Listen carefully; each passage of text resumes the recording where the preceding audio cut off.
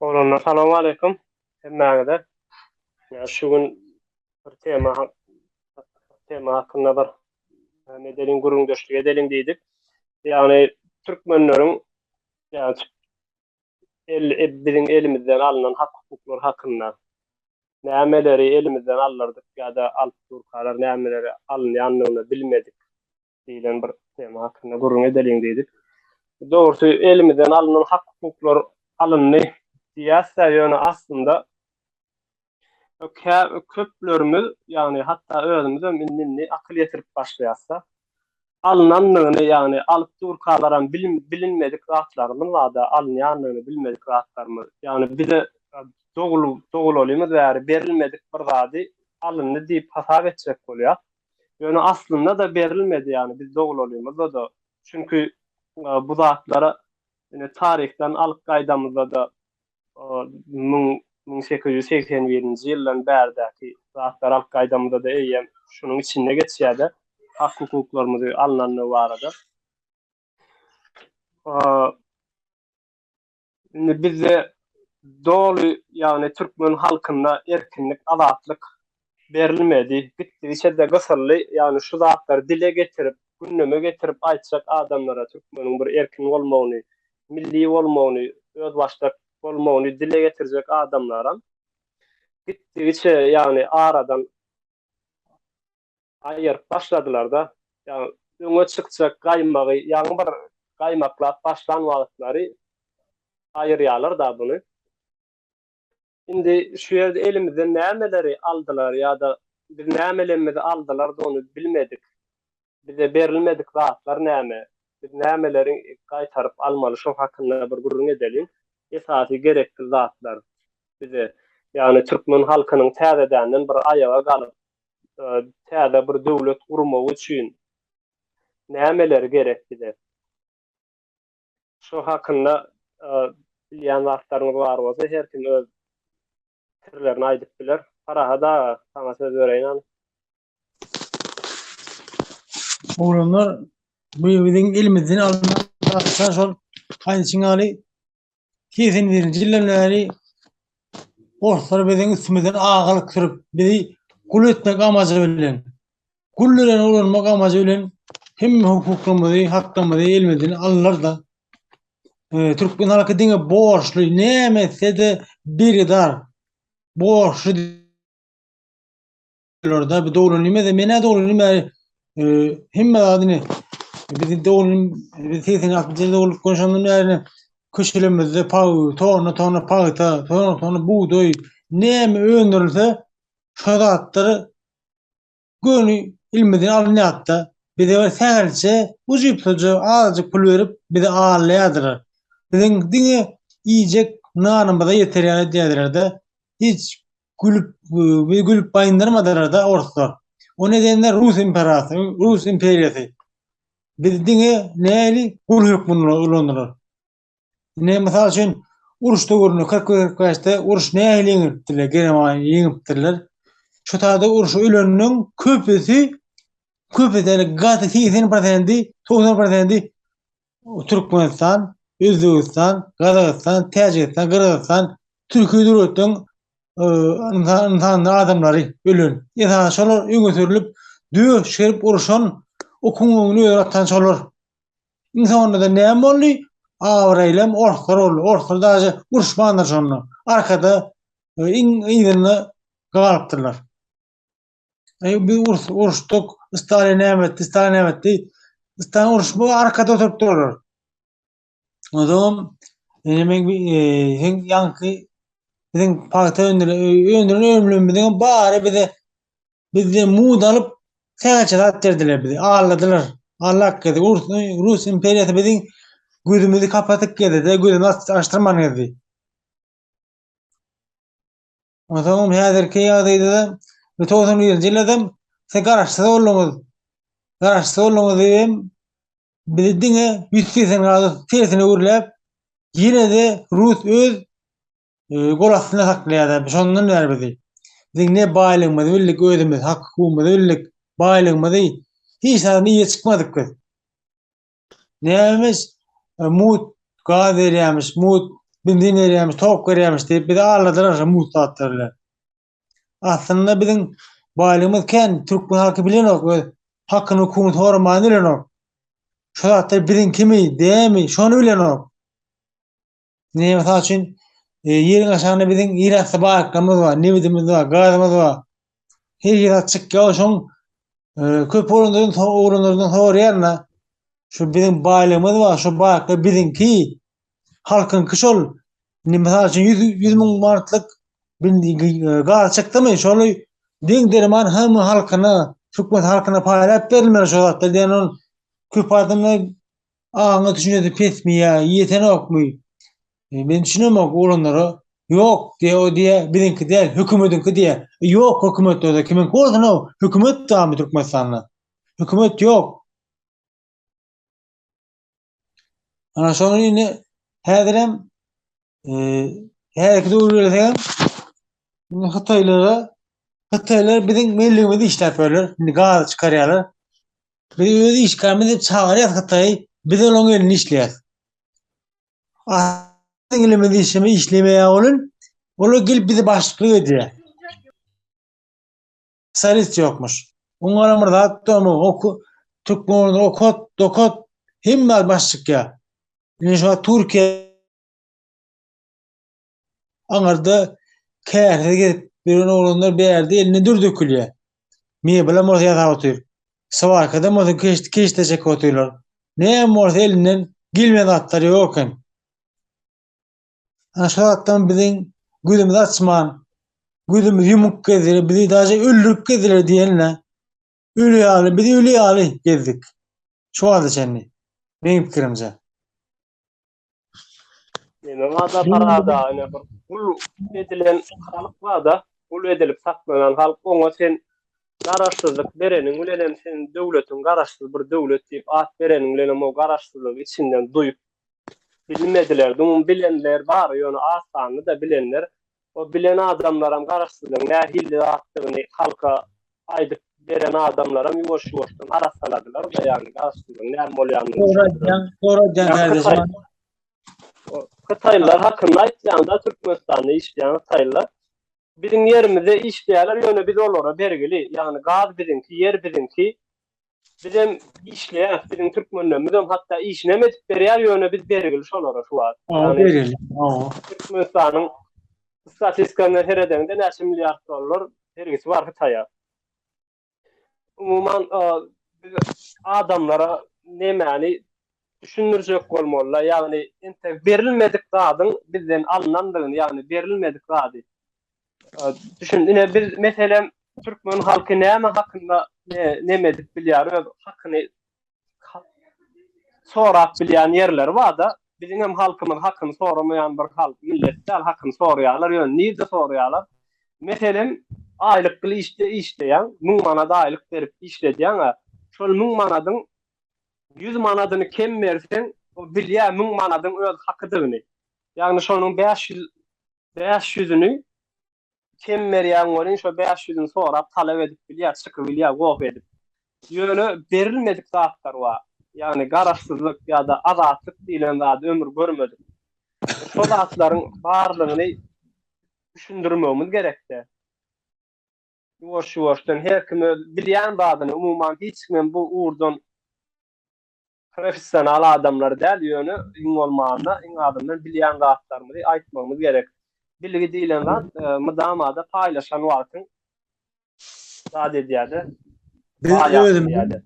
Özümü tanamlok da, özümü gulluğumu tanamlok. Gulçuluktan çıkmalıyım. Diye sorun, bir gulle özüme seyredik kura ayna vardı. Gul sen. Teza azatlığın yok. Hüküm yerinden daca ayca sapara guayca. Hasan öyümüz yok da, öyümüz yerimiz yok. Hasan sen öyündür diye yönü neyme diye. Hasan burada olur gelince öyündür. Doğru diye. Burada olur gelin tekilak etti sen öyün yok. Kim ona cevap veriyor? Ne için yıktık? Ne için yıkıldı? Neden can kalmalı? Hadi girin.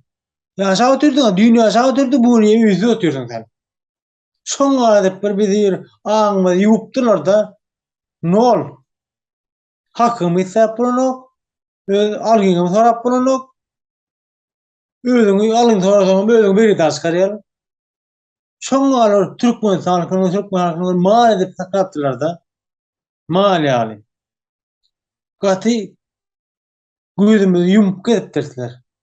Bizi öwretmändiler. Biz diňe gul bolmaly yaradylanlar. Şolan biziň garmyzda ýörýär. Häzir şo gul muka diýip ýörsäň özümize. Bizden soň bize aýdýara Halkyň sesi programmada çykan aýdýaran biz üçin şo giň görýärdi be. Oňa baýlymyz bar ol. Biz ne üçin onu ne bizim onu kütürlüyor baýlymyz bar diýe hasaply olanlar. Güçlü olanlar bar. Onu kütürlüyor baýlymyz bar. Biz onu trilyon da ýar ýok. Şo ýurtda gidaşyk edip ber. Gulçylyk edýär. O ne aýlap görýär? Men düşünemem. İlmide anladatlar göreyim, ilmide trilyon gözüňe getirip bilmeýän trilyon puly. Bize berilmändir şo. Ne var da arada berilmändir däldi. Halk şo zady özününki diýip hasap etmeli, aslında berilmeli. O halk öz zady diýip duýmaly, şonu ýüreginden duýup bilen wagtyna alyp gelýändir. Ýani bir işikde bir maşin durandyr, meselemne kanun ýok, hak hukuk ýok diýdi. Kanuny bir maşin diýip gözüňize getirelim, bir maşin dur, ulagdyr. Şoň içine baryp şonu ýöretmeseň, sürmeseň ýöreme de şo zat ýöne bardyr de kanunam bar. Ýöne şonu sürmeseň, ýöretmeseň maşin ýöräni onda sen ay maşin bar, ýöräni op diýsen dogrumy? Ýagny içine minip sürseň ýöreýändir maşin diýilende. Bunu adamlaryň özlerinden birazajyk talap etmekleri gerekdi. Doğru. Sana söz vereyim.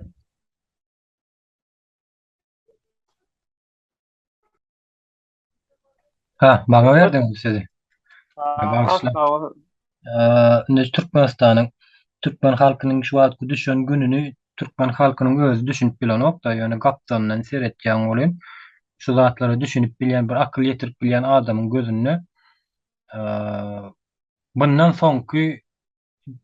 bundan soň wapşe erwet ýagdaýa düşüp bilme mümkinçiligi ýok da, ýani düşünýän adamyň gözünden seredende. Iň soňky şansy da Türkmen halkynyň, ýöne şu şansyny özü görüp bilenok. Halkyň özü görüp bilenok. Onam görmez ýaly getdiler, ýani siziň aýdyşyňyz ýaly. Ähli baýlyklary, yer üstü baýlyklaryna ählijesi. Şol wagtyň özünde 20-nji asyrda insan haklary diýilen bir neme bardy aýny. Adamlar ýani ozal 19-njy 18-nji asyrlarda dogry hak hukuk diýilen zat ýok. O wagt güýç bilen ýani sila hormat bilen ýaşalýan döwürler bolupdyr ol asyrlarda. Ýani 20-nji asyrda hak hukuk diýilen zat Türkmen halkynyň nemesinde ýok başynda hiç ile. Hak hukuk dol bolsun tapawdy ýok. Issenlik bir nemesi bolsa garaz nämäni aýtsaňam alınan Türkmen hakyky neme dilip goýulan aýna şu eýesiz gallarlan eýesizliginem özüm bilenok. Şu wagt Türkmenistanyň başynda oturan hökümet diýil watlandyrýan jenaýatçy guramy terrorist topar Türkmen halkynyň üstünden agaly edip otýar. Ýani goýun bak oturan ýalyk da bir söz bilen aýdanynda. Ýani bu utanç ýerji zat gater we Türkmeniň özüm geçmişine seredende gaty utanç ýerji zat Türkmen diýilen milleti henide çenli. Yani geçmişten şu güne çenli seretsen, şu güne düşen ýagdaý ýok da yani. Hiç ýyl ýagdaýda. Şeýle ine 20-nji asyrda gul bolup ýörler Türkmen halky. Gullugynam özleri bilenok.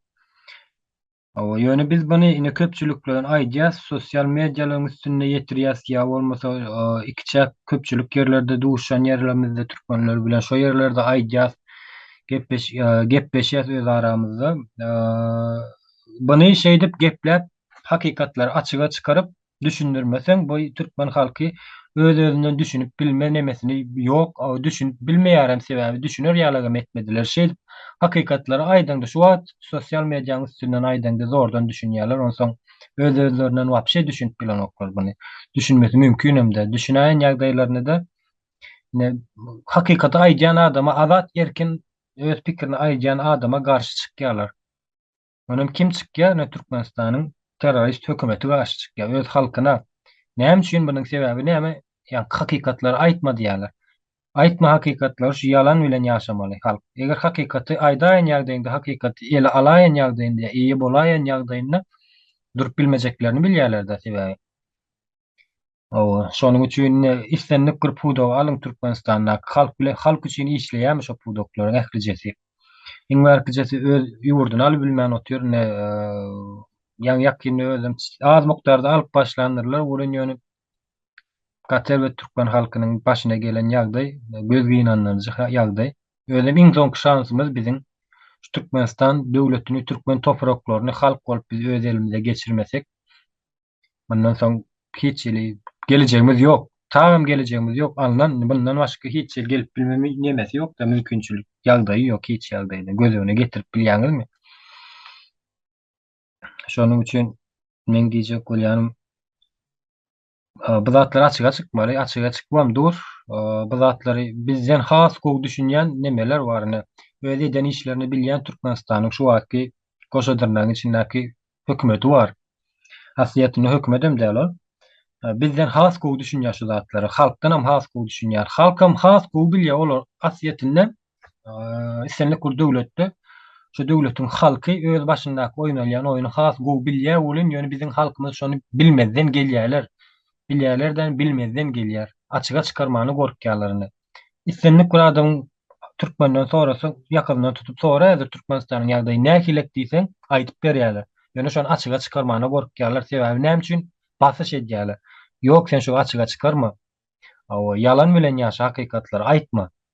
Buny bilkaslaýyn edýärler. 20-nji asyrda adam üçin döredilen dünýä, şu dünýä adam üçin döredilen dünýäde şolar adama garşy işleýärler da ýani has dogrusy. Ýeňiş. Söhbetine bir zat bar da araşdyrmak diýilen bir zat bar. Ýani men nemäni gördüm-de ine şu täderliklerde çykarlandyr. Ýani Türkmenistanyň 10 trillion baýlygy bar. Umumyň hemme resurslaryny alan 10 trillion baýlygy bar diýilip halka açyk edip aýdyrlar. Açyk edip aýdylandan soňra neme etdiler-de ýanky adamlar köpçülikle diňleýin şu baýlyk diýe biziň koda bir de paýlant berilýärmi diýerler. Seredin bu sözüň arkasynda men nämäni görýän? Ne meselem statistikany egerde döwlet bir statistika ýöneten bolsa da men Türkmenistanda şunça girdesi gelipdir, şunça çykypdyr gazdan, nebitden, yer resurslarynyň başga baýlyklaryndan şunça Türkmenistanyň halkynyň hazynasyna şu pul gelipdir diýip statistika ýöredilen bolsa, onu halk şu pulu özününki diýip hasap ederdi we buny şu pulun hasabyny sorap bilerdi Türkmen halky. Belki düýnem sorap bilerdi ýöne.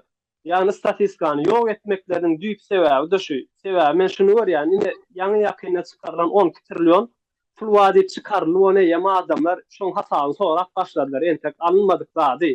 Bir de berilýän şu pul halka paýlanýarmy diýilip. Diýmek bu zatlar bilgili edilýär, ýani planlaşdyrylyp statistikany halkdan gizlenýär. Ýygnaýan akly bolan zady, ýygnaýan on halk bilmeýän zady nerden sorasyn? Dogry. Sanlyca bilýän adamlar bar da, bilýän adamlaram soraýar şu zady halka ýetirmeli diýär bolyn. Bularyň üstünden basyş edýärler. Öldüreni öldürýärler, türme awasany basýarlar, ýok etýärler, köpsüni ogry diýärler, köpsüni terrorist diýärler, umumyň araşdyran adamlar, ýani hakykaty statistikany dören adamlary ogry ýene bir zat halk dönüp edip çykarýarlar da, umumyň şundan gorkýarlar bular. Halka belli bir statistikanyň çykarylmagyndan, ýani Türkmenistanyň baýlyk sany, adam sany, yer sany, girdesi sany, çykdasy sanynyň ýüze çykmagyndan gorkýar bu hökümet. Eger şu çykan ýagdaýynda halk şu zada eýe çykjak. Sebäbi men şunu gördüm, ýem şaýady bolmuş onuň. 12 trillion Türkmenistanyň baýlygy bar diýildi, ýama adamlar sorap başlady. Onu şu paýlyklardan halka näme edip bolar? Bize näme peýda egerdi? Diýmek soraja ekenler statistika bolan bolsa. Ýeňiş neme? Hawa bir sen aýdýaň dogry, statistikany ol bilkaslaýyn aýrýarlar. Sebäbi iň berkije şu adam sanynyň nemesinden berýän nälerler her ýyl näçe adam artdy, ýa-ni näçe adam dogurly we näçe şol wagtyň özünde näçe adam dünýäden ötdi. Şolar ýa statistikany beren oklar. Ösüş statistikany wapşe düýbünden beren oklar. Indi men başga näme aýtjak bolýan 12 trillion dollar ýalňyşmasam, dogrymy? Hawa. Şöyle bir patatladılar. Hawa Ýöne ol Yankı hem Takmayna. adam hasabı. Awa hem adam Takmaydan hasabı. çıkaran hasabı. Takmayna hak Hmm. şol ýöne şo baýlyklyny biz resursumuz bar diýip aýdýak. Yani biz şu türkmenler gozaş türkmenliň düşünjesinde oza akyp duran pul bar diýip pikir edýärler. Sen baýlygyň bolan bilenim ulan bilmesen pul gelmez aşondan. Ne şu iň uly baýlyk 20-nji asyrda akyl. Ýerat ýerüstü baýlyklaryň beýledi goý. Şu akylyny ulanyp baýlyk gazanyp bilýärler bizim türkmenlerimiz. Diňe bizim türkmenlerimiz ýa-da bu postsowet döwletlere degişli. Bütün şu Orsiýada bagly bolan döwletlere degişli şu an şolar akyly eýe bolup baýlyk döretip bilen oklar. Bilme mümkinçiliklerim ýoksa ýa şolar ýalyk mümkinçilikleri dören oklar. Kimler esasında Rus imperiýasynyň esasında. Biz şu zatlar aýdýar, şonu asliýetinde bunun çyň manysy bar. Näme ýeňiş. Biz onu öz nemämizden talap edýäs-de, Türkmenistan dolandyryp oturan bizim öz türkmenlerimiz diýip pikir edýärler köpsi. Ýok. Türkmenlerimiz ýa gelmişekler. Şu gelmişekler ruhsat beren oklar. Mesela sen pikir edersin, sen yaşap oturan öýüň, sen arenda atýorsun şu Türkmenistanda. Sebäbi sen içeri galmaýanlar hem şondan. Göz yurdun desen arenda O atýorsun, hak. sen gelmişekleň gelin otyrsun sen. Hakykly öz topragyň üstünde oturaň. Sen öz topragyň ata-babalardan miras kalan toprak. Hmm. Şonuň şu gelmişekler etdiren okşa mümkin bermeýärler hem sen. Näme üçin ol arenda oturan ýerinde sen statistikany açmak, ýa şu zatlar halk üçin döretmek mümkin bolýar. O bizim türkmenlerimiziň Gurbangulyň eline däl Türkmenistan. Gurbanguly şolaň nemesi? Talaban diýilýär ýa-ki. İşnet berýän hyzmatkäri Gurbanguly. Olam taýýa giyýär. Şolar ýalyk zatlara ruhsat beräýse. Bari Bravo. söz bereli Hem bari ýene de bir bari seýin galdyryp otyr şerde. Bari söz bereli. Baris. Vatandaşlar ünlülerde Türkmenistan'ın hak hukuku eser vaktinden başlayan yavaş yavaş nemedip alınan da hak hukuk payı Sesin bir sesin biraz uzaktan gepli. indine eli gelir. Goğuş var, goğu. Goğu hava. Eser vaktinden başlayan bu zorluklar ne başlayan Türkmen halkını aldanlar. Eser vaktinden Türkmen halkının nemedip payıp verip aldan. Payıp verip adamların hak hukukunu alıp o zamanlar başlan. Berde payok denen zat kime verile payok değil nemelere önler itlere nemelere verilen payok değil ama bizim halkı içe de göremek hazır. Başka ne var payok değil. Payok değilden zaten mümkünçülük de öğretmez. Mümkünçülükleri komple büyükten kısalar o vakti. Onu aytmak istedim. Payo kimler yaşa payo Türkmen halkına? Türkmenistan hükümetinden deyip adlandırıyorlar da. Hükümetten deyip adlandırıyorlar. Türkmenistan hükümeti var mı o yerde Baris?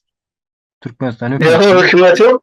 Aldan eser vaktinden başlan. eski vaktinden häzirki ýagdaýa için devam etip gelýär şu payo.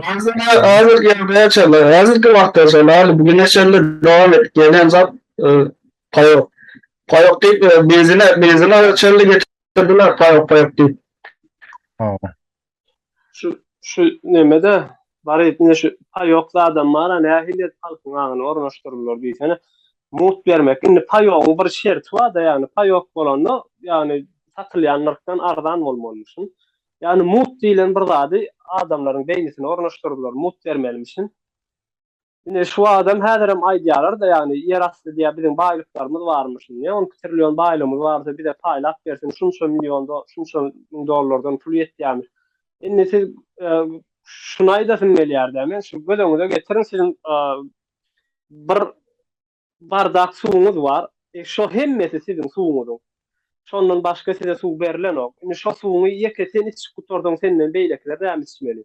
Meselen bizim ýerasty baýlyklarymyz bar, ýerasty baýlyklarymyň hemmesini diňe şu wagtdy.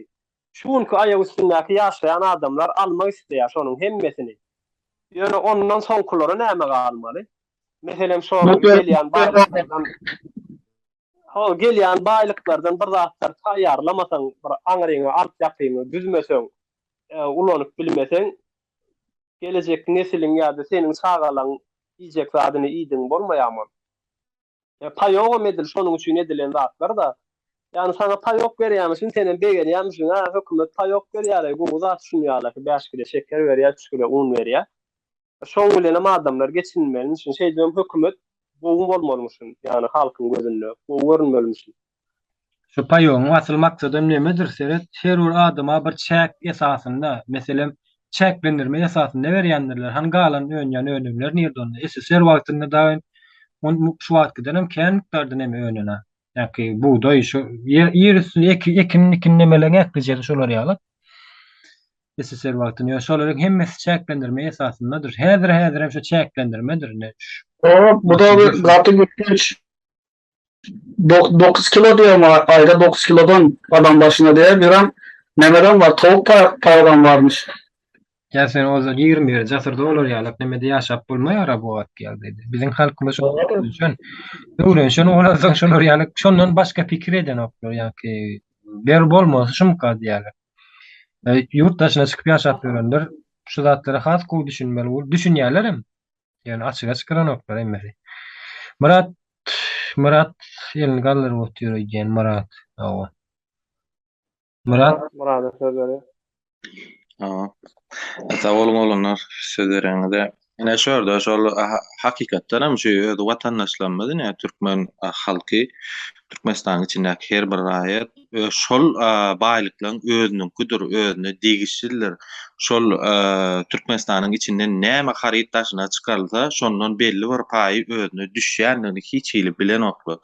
Bilmeýänleriň esasy muňa mysal nähile görüp bolýar häzir aýdýan iş şeýle bolmaly şo zatlardan seň hem hakyň var diýen onu oturup 5 milyon ne meselem hökümetden aýlyk alyp oturan bolsa 5 milyonluk hökümetden aýlyk alyp oturan bolsa diýerler hökümet işini işläp meselem edaralarda onu işläp aýlyk alyp oturan bolsa bular aýdýar biz şo 5 milyon niýe aýlykdan oýjak bolýarmy diýen sesler nemeler gelýär-de diýerlerde.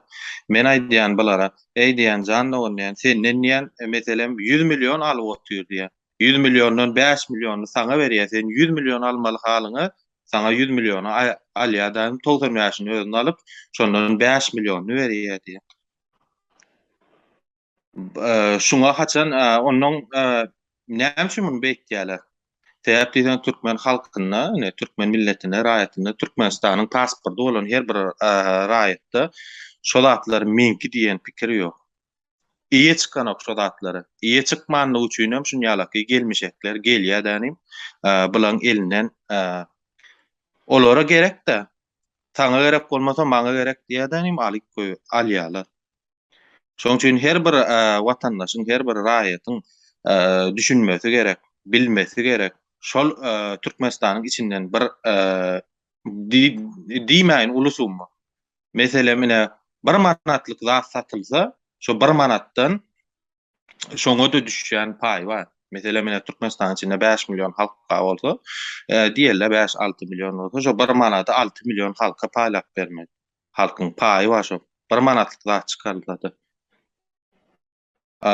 Türkmen milleti Türkmen raýatlary şu zatlary düşünmeli. Onuň bulara bu zatlary aýdyp berýän bolun, aýdýan bolun sen başga zatlar aýdyp oturan ýaly. Munyň sebäbi näme üçin? Sebäp doglandan ta şuň üçin kimleri uje ýeriň aşagyna da gömülüp gitdi.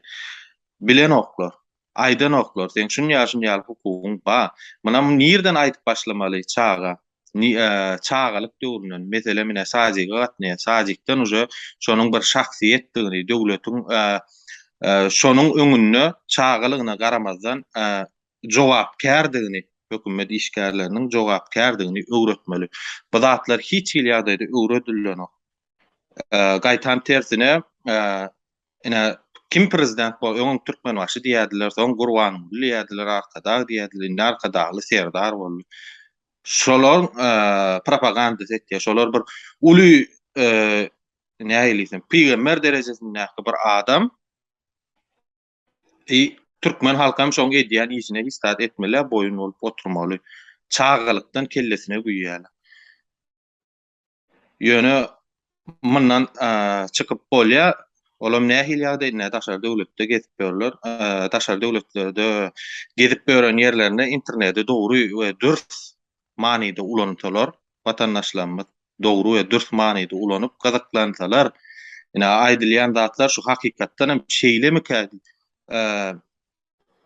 diýip barlap bir pikirlenip bir analiz edip görseler, diýilýän aýdylýan zatlary öldürem görýärler. Ya iň berkisine şu bize onu kabul edemiz. Bolunç Serdar postuna gelende ödem aýtdy. Döwlet halk bilen döwletdir diýdi Türkmenistan. Bizem şo zatlar diýip otyr. Şo zatlar analiz etme mümkinçiligi ýok. Mümkinçilikden aýrylan näme? Araşdyrmak mümkinçiligi ýokdy. Araşdyrmak ýagny dörmek.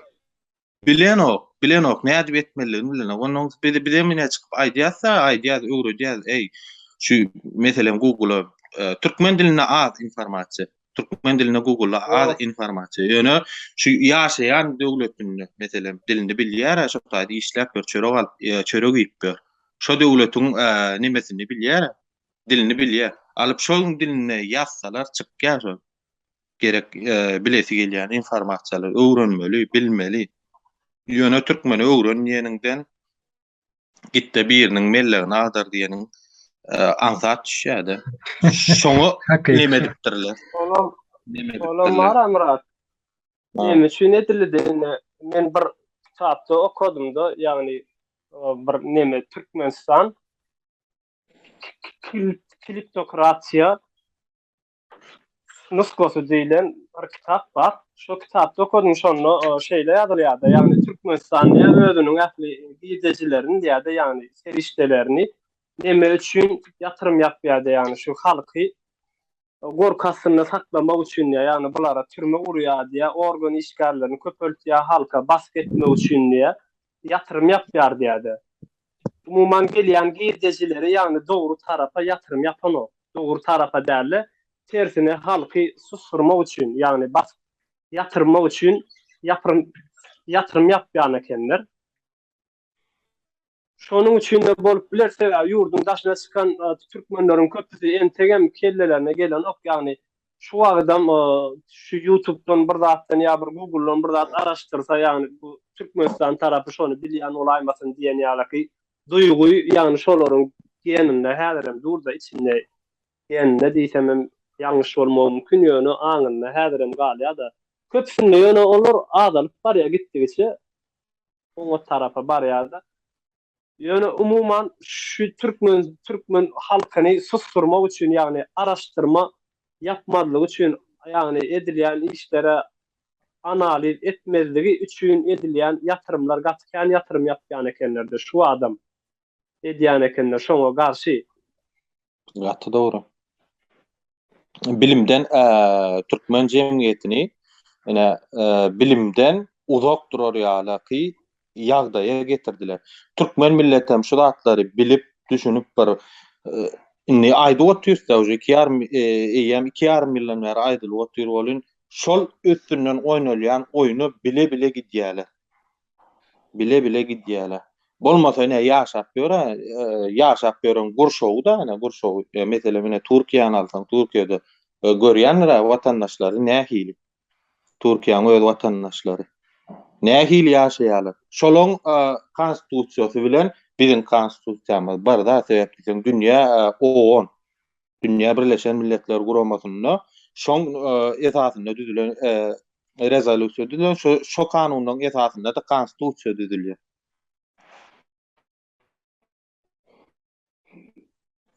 Şoň üçin bir türkmen milleti biraz aýdylan da biraz bu diňläp etmeli. Iýe çykmaly. Sen iýe çykmasaň, ana gelýär orset iýe çykyp otyr. Ýöne şu orsetleň bilýän zaty türkmeniň bilýän. Türkmen ödem uğur tapajy, bir belli bir ýere barýa iş götürilen, ýani meselem Türkiýede. Şol işte işläp gören adam däl, ýöne näme? Bir aýyň içinde şol işi alýa, az bolýar, okandan şol uğurdan okandan ökde adam bolup ýetişýär. Türkmen milleti. Şoň üçin Vatandaşlaryň etmeli zady näme? Diňe şu zatlara üns bermeli, ýurda eýe çykmaly, öz baýlyklarynda eýe çykmaly. Başga birine bermeli öz baýlyklaryny.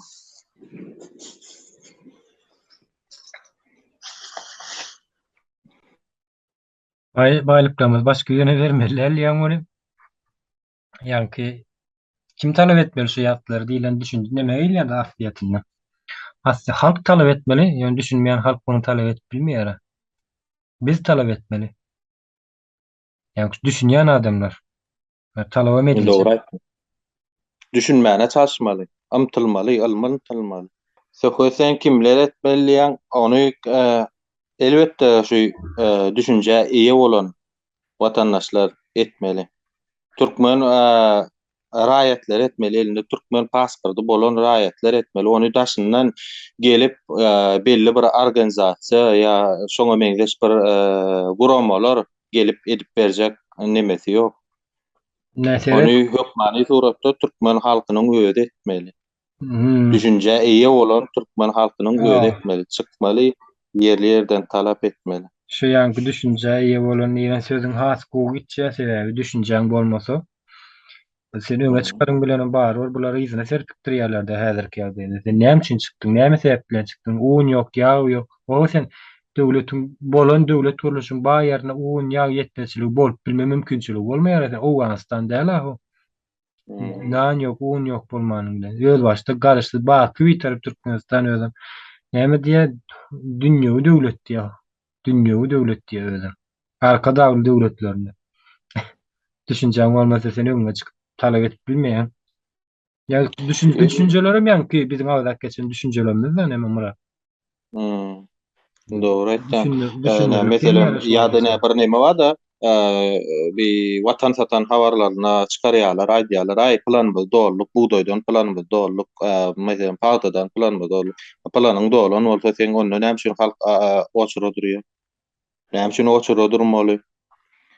Bulan edýän zatlarynyň hemmesi ýalan. Un bilen, ol et bilen, ol bankomatlarda meselem pul berenok diýe. Buny talap edip bankomatlara pul goý.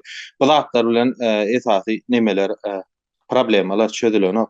Esas problema nirede sistemada, sistemany ýok etmeli. Şu düşünjäde eýe bolan her bir raýat watandaşyň boýnunyň üstünde duran bir boşdur.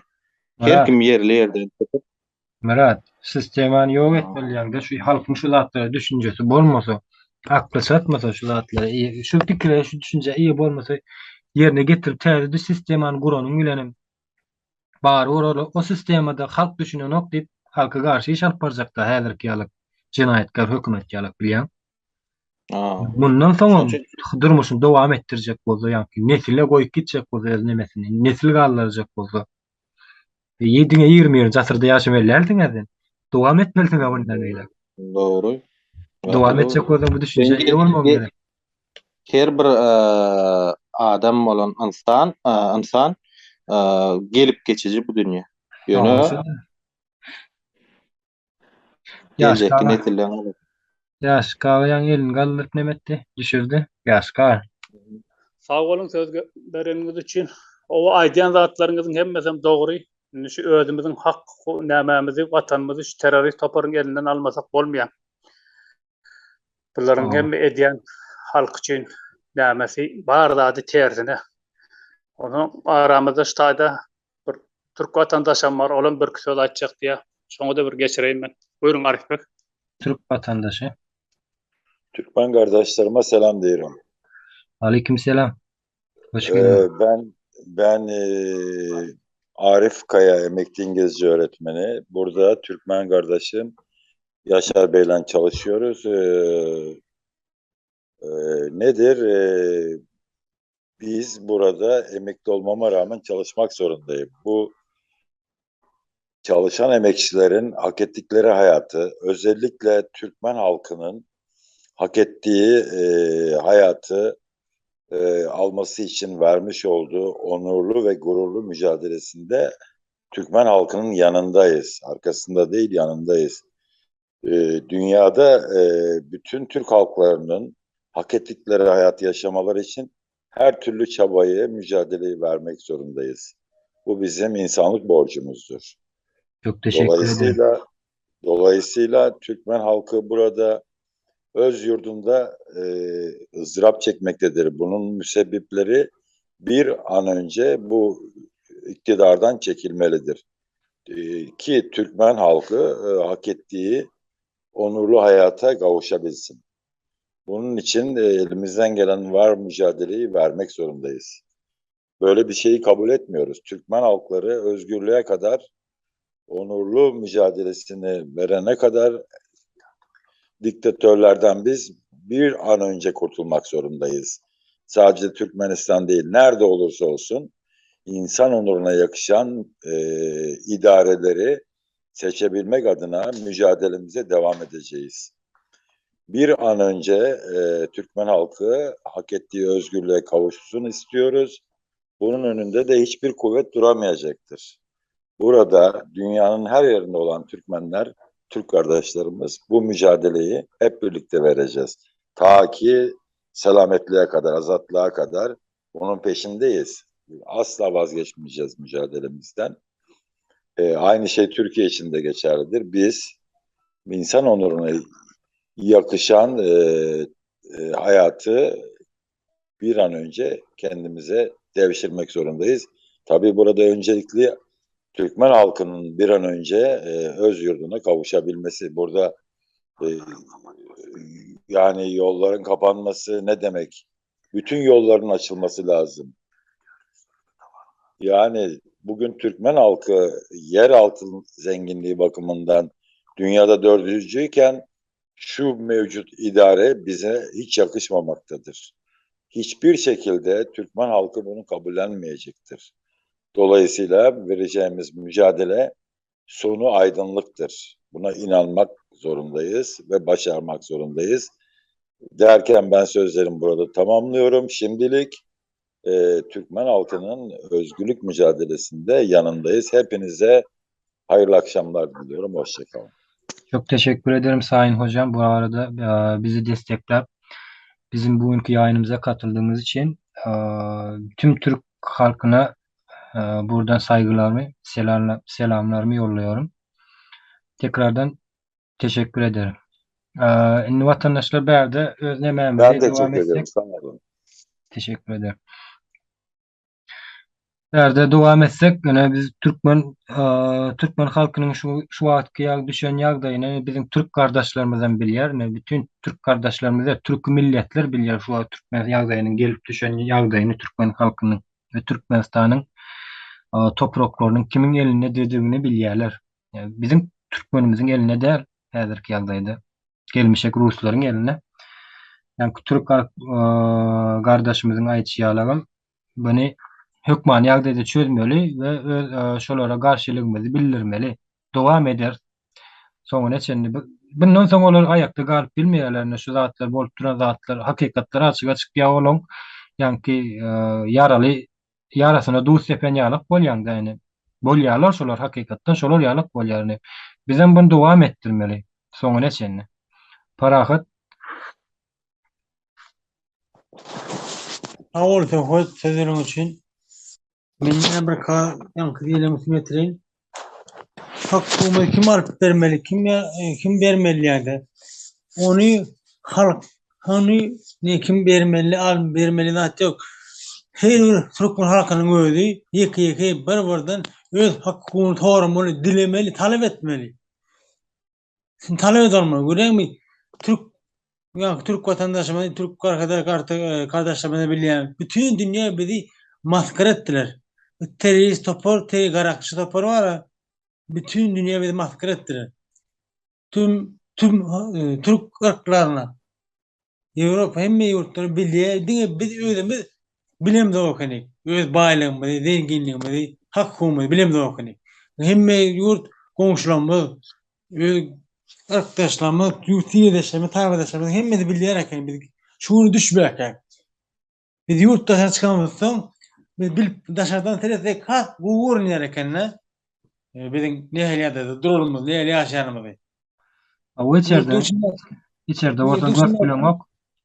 Yurduşda gözükmünde, yurduşunda aýdýan onu yalan, onu aýdym, hekaye diye. şonu öýde içinde gezip bir de şonu bilen oklar şonu. Ha şolar da çıkıp şöýden filmde görseler de şu daşa yurt daşına gitip öýrenşip ýaly bir ýaly bilen ýaly ýaşa. Dinle ýaly ýaşa şonu deňişde görseler ondan biljekler olaram ýeke-ýekeden. He buňalaken bular ne üçin bularda şolatdyr bolýardy türkmensana bolanok diýen sonra özüni bermeýän başarmalylar. Şol hakky olan adamların bizi niye değinli? Üngüs karanoklarda hakky televaçık adamlar yurdu içinde de yöne şoları vurup soyup kim üngüs çıksa kim ilerlese basıp tutup zorla saklarlar. Yok ediyorlar adamları. Onun inni adam sabah var borlu onun hakkını sorudu. Benim sorumani özünden vazgeçirirler de borlu diye dirirler. Zorlap didirler. Ben şu tane sözümü tamamladım vatandaşlar. Awa. Awa. Garaşolar ýalyk türkmen halkynyň bugünkü güne düşmeginiň asyl sebäpkäri şu gelmişekler. Biziň ýurdumuzy ele geçirenligi üçin şu ýagdaýa düşdüni biz ýekece çykalgamyz şu ruslaryň elinden öz watanymyzy, topraklarymyzy izin almaly. Bütün halk bolup. Bulam ne ýakyn wagtda nesip bolsa, hemmämiz şaýat bolar, gözümüz bilen görür. Beýle gidip bilen okda garaz gepiň tümmek ýeri. Şular ne hukman bir ýerde durmaly. Durjagam görnüp dur iki uçlu däl.